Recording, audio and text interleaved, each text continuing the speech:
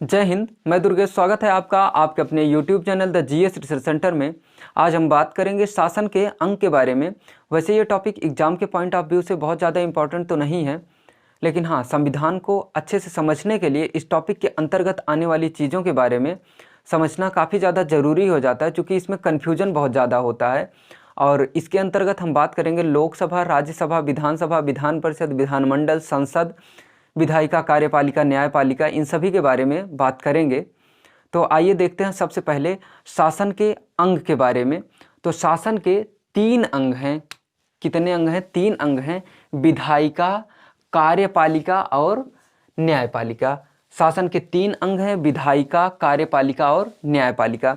विधायिका को ही व्यवस्थापिका भी कहा जाता है और विधायिका को हम इंग्लिश में कहेंगे लेजिस्लेटिव पावर, कार्यपालिका को एग्जीक्यूटिव पावर और न्यायपालिका को जुडिशियल पावर के नाम से जानते हैं। ये विधायिका जो है, विधायिका वो संस्था है जो विधि बनाता है। विधि का मतलब होता है कानून। जो नियम, कानून या विधि बनाता है उसे क्या कहेंगे? विधायिका। और ये जो नियम, कानून या विधि बनाता है ये संवैधानिक संस्था होती है, यानी कह सकते हैं ऐसी संवैधानिक संस्था जो नियम, कानून या विधि का निर्माण करे उसे क्या कहेंगे? विधायिका। यानी विधायिका में क्या काम होता है? विधायिका के अंतर्गत क्या होता है? तो विधि बनाई जाती है, यानी नियम या कानून बनाया जाता है, और विधायिका के द्वारा बनाए गए नियम या कानून को जो लागू करता है उसे कहेंगे कार्यपालिका। तो जो विधायिका नियम या कानून बनाएगा उसको कार्यपालिका लागू करती है। तो कार्यपालिका का क्या काम हुआ कि विधायिका द्वारा बनाए गए कानून को कार्यपालिका लागू करेगा। और तीसरा आपका है न्यायपालिका। ये कार्यपालिका जो कानून लागू करेगा, विधायिका द्वारा बनाया गया कानून जो कार्यपालिका लागू करेगा, उसका उल्लंघन किए जाने के बाद न्यायपालिका उसको दंड देगा। और न्यायपालिका का एक और काम है कि ये संविधान की व्याख्या भी करता है। लेकिन प्रश्न यहाँ पे आ जाता है कि इन तीनों में सर्वोच्च कौन है, बड़ा कौन है? विधायिका बड़ा है, कार्यपालिका बड़ा है, न्यायपालिका बड़ा है, कौन बड़ा है? तो संविधान में इसके बारे में चर्चा नहीं की गई है। लेकिन जब विधायिका में कार्यपालिका की बहुमत होगी, कहाँ पे? विधायिका में कार्यपालिका की बहुमत होगी, उस समय आपका कार्यपालिका ये जो है ये बहुत ही ज़्यादा शक्तिशाली हो जाएगा इन तीनों की तुलना में। लेकिन जब गठबंधन की सरकार होगी, यानी पूर्ण बहुमत की सरकार नहीं होगी, उस समय कौन शक्तिशाली होगा? न्यायपालिका। ये व्यवहारिक दृष्टिकोण से ऐसा देखा जाता है कि कार्यपालिका कभी शक्तिशाली होता है तो कभी न्यायपालिका शक्तिशाली होता है। मैंने बताया कि जब विधायिका में कार्यपालिका की बहुमत होगी तो व्यवहारिक दृष्टिकोण से कौन शक्तिशाली होगा? कार्यपालिका। और जब गठबंधन की सरकार होगी, यानी पूर्ण बहुमत नहीं प्राप्त होगा, ऐसी स्थिति में व्यवहारिक दृष्टिकोण से कौन शक्तिशाली होगा? तो न्यायपालिका होगी। लेकिन देखेंगे ब्रिटेन में विधायिका सर्वोच्च है और अमेरिका में न्यायपालिका सर्वोच्च मानी जाती है। आप देखेंगे भारत में केंद्र सरकार और राज्य सरकार दोनों हैं। तो केंद्र भी कुछ नियम कानून बनाता है और राज्य सरकार का अपना अलग कुछ नियम कानून होता है। इसलिए देखेंगे विधायिका के 2 अंग हैं, केंद्रीय विधायिका और राज्य विधायिका। विधायिका का कार्य हमने बताया कि ये विधि बनाता है, नियम या कानून बनाता है। तो कुछ नियम कानून केंद्र बनाता है, कुछ नियम कानून राज्य सरकार बनाती है। इसीलिए विधायिका के 2 अंग हैं, केंद्रीय विधायिका और राज्य विधायिका। जो केंद्रीय विधायिका है, केंद्र में जो नियम कानून बनाया जाता है वो संसद के द्वारा बनाया जाता है। किसके द्वारा? संसद के द्वारा बनाया जाता है। यानी केंद्रीय विधायिका कौन है? तो संसद है। और राज्य में जो नियम कानून बनाया जाता है वो विधानमंडल में बनता है। यानी राज्य विधायिका का नाम क्या है? राज्य की जो विधायिका होती है उसको क्या कहेंगे? विधानमंडल कहेंगे। ये जो विधानमंडल है इसका जिक्र किस अनुच्छेद में किया गया है? तो अनुच्छेद 168 में। जबकि केंद्रीय विधायिका यानी संसद का जिक्र किस में किया गया है? 79 में। आर्टिकल 79 में संसद का जिक्र किया गया है और 168 में विधानमंडल। अब देखेंगे ये जो संसद है, संसद 3 चीज़ों से मिलकर बनी है, लोकसभा, राज्यसभा और राष्ट्रपति। यानी संसद के कितने अंग हैं? 3 अंग, लोकसभा, राज्यसभा और राष्ट्रपति। इन तीनों को मिला के ही संसद बनी है। एक बार प्रश्न भी पूछा गया था, कौन सा संसद का अंग नहीं है, यानी आपको पहचानना था कि संसद का कौन सा अंग नहीं है। 4 ऑप्शन दिया था, लोकसभा, राज्यसभा, राष्ट्रपति और एक कुछ और भी दे दिया था। वही पहचानना था कि कौन संसद का अंग नहीं है। देखेंगे ये संसद का जो निम्न सदन है, ये जो लोकसभा है इसको निम्न सदन कहेंगे और जो राज्यसभा है ये उच्च सदन के नाम से भी जाना जाता है। तो ये लोकसभा का जिक्र अनुच्छेद 81 में किया गया है और राज्यसभा का जिक्र अनुच्छेद 80 में, जबकि राष्ट्रपति के बारे में अनुच्छेद 52 में जिक्र किया गया। कभी कभी आर्टिकल भी पूछता है और राष्ट्रपति के बारे में तो कई बार पूछा है कि किस अनुच्छेद में राष्ट्रपति के बारे में जिक्र किया गया है। इससे कई बार प्रश्न पूछे गए हैं। आप देखेंगे ये जो विधानमंडल है, देखिए केंद्र में क्या था? संसद था, संसद के 3 अंग। अब राज्य में संसद के जगह क्या है? विधानमंडल है, विधानमंडल के भी 3 अंग। विधानमंडल के 3 अंग कौन कौन से? विधानसभा, विधान परिषद और राज्यपाल। विधानमंडल के कौन कौन से 3 अंग हैं? विधानसभा, विधान परिषद और राज्यपाल। देखिए संसद में लोकसभा था तो यहाँ लोकसभा की जगह क्या है? विधानसभा। संसद में राज्यसभा था तो यहाँ पे राज्यसभा की जगह क्या है? विधान परिषद है। और राष्ट्रपति था संसद में, राष्ट्रपति की जगह क्या? राज्यपाल है। और ये जो विधानसभा है, विधानसभा का जिक्र किस अनुच्छेद में है? तो अनुच्छेद 170 में विधानसभा की बात की गई है। अनुच्छेद 169 169 में विधान परिषद की बात की गई है और राज्यपाल की बात 153 अनुच्छेद में की गई है। अनुच्छेद 153 में राज्यपाल की बात की गई है। तो यहाँ तो कन्फ्यूजन नहीं होना चाहिए कि संसद के 3 अंग और विधानमंडल के भी 3 अंग। यहाँ लोकसभा, राज्यसभा, राष्ट्रपति और विधानमंडल में विधानसभा, विधान परिषद और राज्यपाल हैं। और ये बहुत ही ज़्यादा इम्पॉर्टेंट है कि भारत में कितने राज्य हैं जहाँ पे विधान परिषद है। भारत में वर्तमान में 5 राज्यों में विधान परिषद गठित की गई है, तेलंगाना, बिहार, कर्नाटक, उत्तर प्रदेश और महाराष्ट्र में। देखिए इसके पहले 7 राज्यों में विधान परिषद थी, तेलंगाना, बिहार, कर्नाटक, उत्तर प्रदेश और महाराष्ट्र के अतिरिक्त जम्मू कश्मीर और हैदराबाद में। अभी आपने देखा 370 हटा के उसको विशेष राज्य का जो दर्जा दिया गया था उसको समाप्त कर दिया गया और वहाँ पे जो विधान परिषद गठित की गई थी वो विधान परिषद भी भंग कर दी गई। और दूसरा राज्य आंध्र प्रदेश था जहाँ पे विधान परिषद थी और अब नहीं है। तो इसके पहले कितने राज्यों में विधान परिषद थी? 7 राज्यों में थी। और इस समय विधान परिषद कितने राज्यों में है? तो 5 राज्यों में है। कौन कौन से? तेलंगाना, बिहार, कर्नाटक, उत्तर प्रदेश और महाराष्ट्र। इसके लिए आप एक ट्रिक का भी सहारा ले सकते हैं। अगर आप याद ना रख पाएँ, आपकी ट्रिक है तेल बिका यूपी में। क्या? तेल बिका यूपी में। तेल से क्या हो गया? तेलंगाना,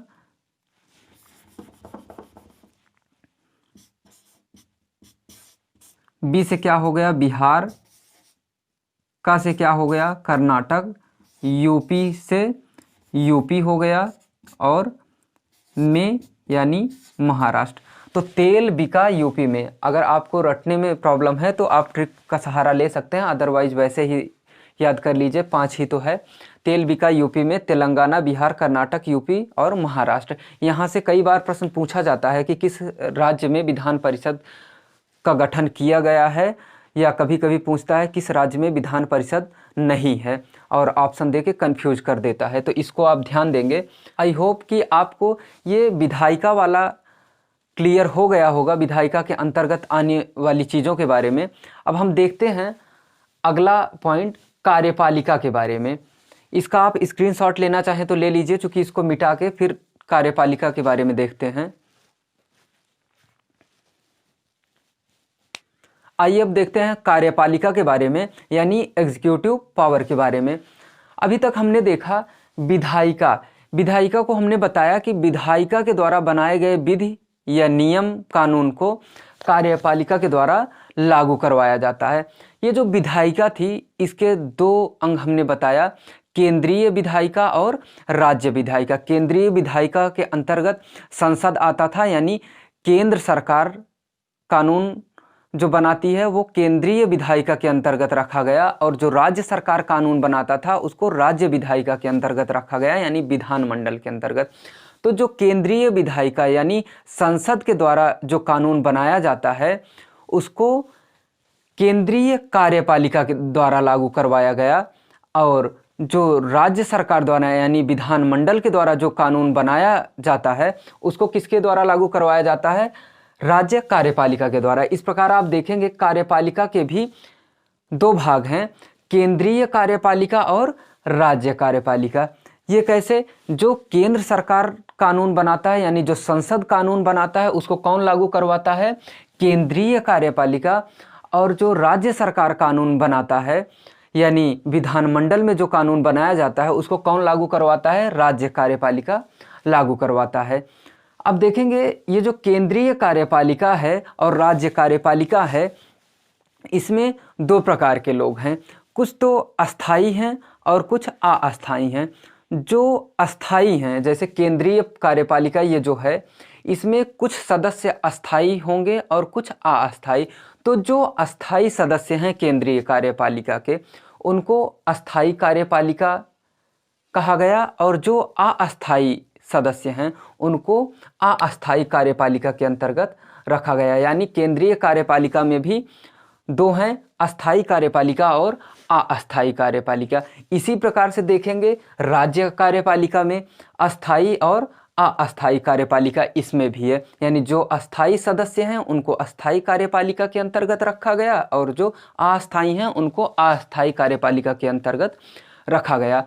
अब देखेंगे ये जो अस्थाई कार्यपालिका है इसके अंतर्गत केंद्रीय कार्यपालिका के अंतर्गत जो अस्थाई कार्यपालिका है इसमें केंद्रीय अधिकारी कर्मचारी, जैसे केंद्रीय अधिकारी कर्मचारी में जैसे अधिकारी में आईएएस हो गए, इस प्रकार के जो अधिकारी रैंक के हैं, अधिकारी या केंद्रीय जो भी कर्मचारी हैं वो सभी किस में आएंगे?